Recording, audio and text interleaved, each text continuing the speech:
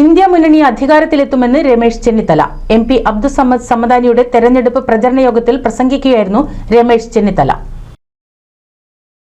വീണ്ടും അധികാരത്തിലെത്തുമെന്ന് വ്യാപകമായി കള്ളപ്രചരണം നടത്തി ഭൂരിപക്ഷം നേടാനുള്ള ശ്രമമാണ് നരേന്ദ്രമോദിയും BJPയും നടത്തിക്കൊണ്ടിരിക്കുന്നതെന്ന് കോൺഗ്രസ് അഖിലേന്ത്യാ വർക്കിംഗ് കമ്മിറ്റി അംഗം രമേശ് ചെന്നിത്തല പ്രസ്താവിച്ചു.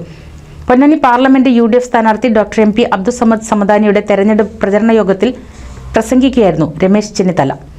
നരേന്ദ്രമോദിയല്ല, അമിത്ഷായല്ല, അദ്ദേഹം വിമർശിക്കുന്നത് രാഹുൽ ഗാന്ധിയാണ്.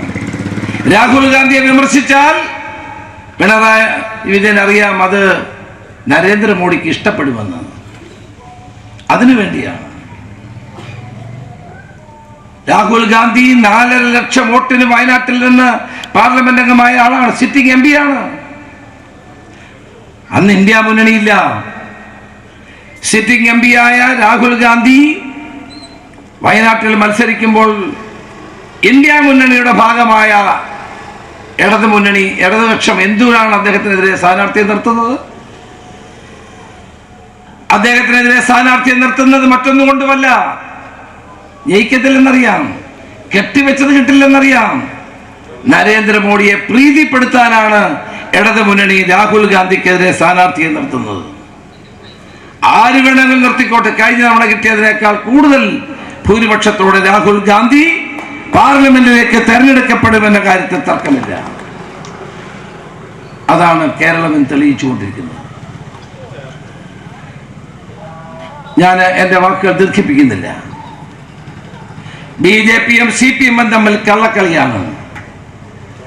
ഇപ്പോൾ ബോംബ് സ്ഫോടനം ഉണ്ടായല്ലോ. തെരഞ്ഞെടുപ്പിൽ എന്തിനാണ് CPM ബോംബ് നിർമ്മിക്കുന്നത്? ആർക്ക് നേരെ എറിയാനാണ് ഈ ബോംബ് ഉണ്ടാക്കിയത്? ഇപ്പൊ ME ഗോവിന്ദൻ പറയുന്നത് DYFI CPMന്റെ പോഷക സംഘടനയല്ല. കുറെ കൂടി കഴിഞ്ഞാൽ ME ഗോവിന്ദൻ പറയും DYFI എന്ന പേരേ ഞാൻ കേട്ടിട്ടില്ല എന്ന് പറയും.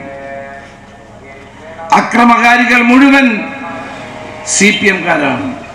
ബോംബ് സ്ഫോടനം ഉണ്ടായാൽ അതിനെതിരെ UAPA മോദിയും BJPയും പരിഭ്രാന്തിയിലാണ്. രാജ്യത്തിന്റെ ഭരണഘടനയെയും ജനാധിപത്യ സംവിധാനങ്ങളെയും പിച്ചിച്ചീന്തി എല്ലാ തെറ്റായ വഴികളിലൂടെയും സഞ്ചരിച്ച് അധികാരം ഉറപ്പിക്കാനുള്ള ശ്രമമാണ് മോദിയും കൂട്ടരും നടത്തുന്നത്.